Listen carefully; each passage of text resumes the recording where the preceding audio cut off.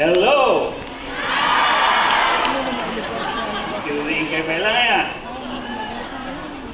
Ket amuyo at no anak na ikari isut matumpal. Saan?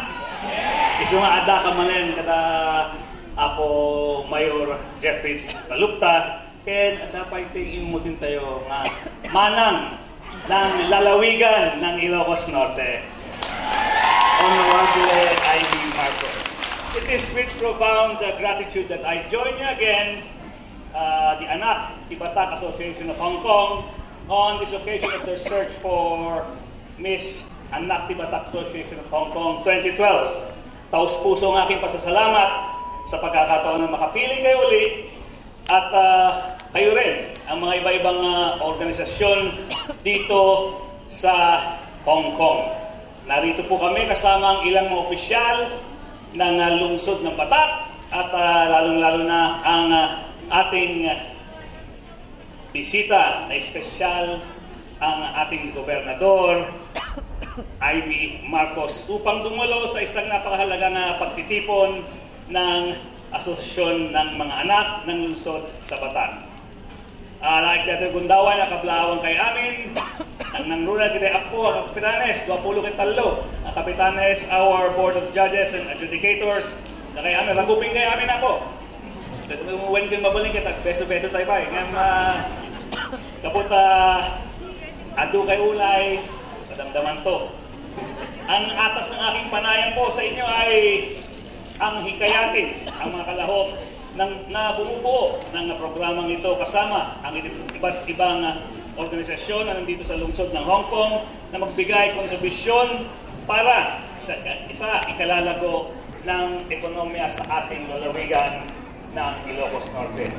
The advancement of migrant welfare goes beyond our mutual obligations to provide remedy, recourse, and response. We know how hard it is being separated from our family, and this situation creates a great deal of stress. We know how difficult it is to bear, but in order to build the future of our children, countless breadwinners like you endure isolation and their spouses and their kids. But not all our OFWs will stay abroad forever. Personal choice or force majeure may prompt them to come home again. And in returning, they must be able to build a decent life for themselves and their families, and to have ample access to knowledge, opportunities, investment, housing, and employment.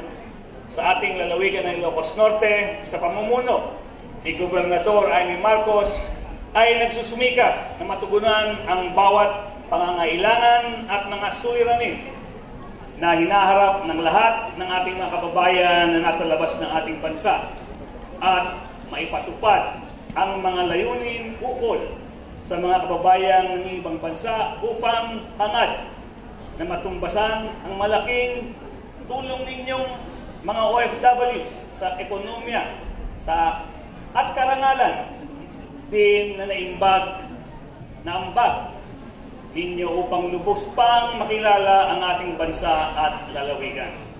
Ito po ay ating pinagsisikapan kasama ang sangguniang panlalawigan. Dahil nakilala na tayo sa ating galing at kakayahan, nagiging bahagi na rin tayo sa kaunlaran na tinatamasa ng maunlad na bansa sa mundo ngayon. Nagugustuhan na ng mga banyaga ang kultura at pakikitungo natin sa kanila.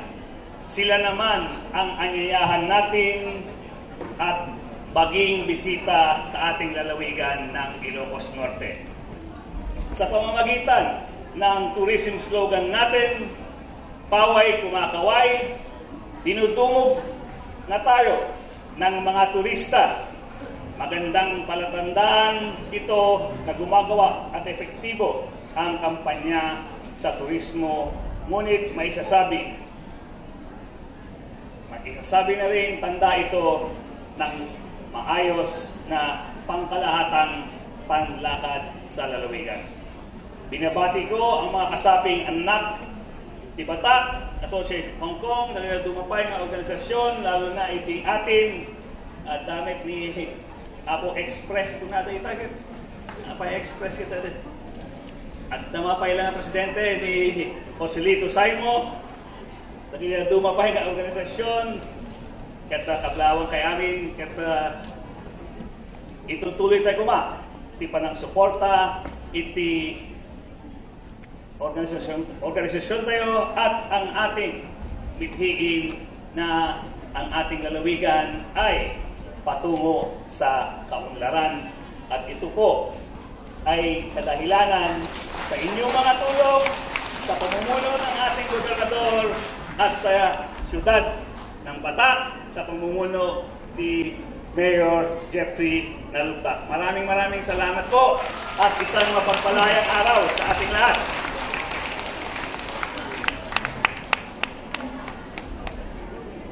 Thank you so much, kina po Vice Governor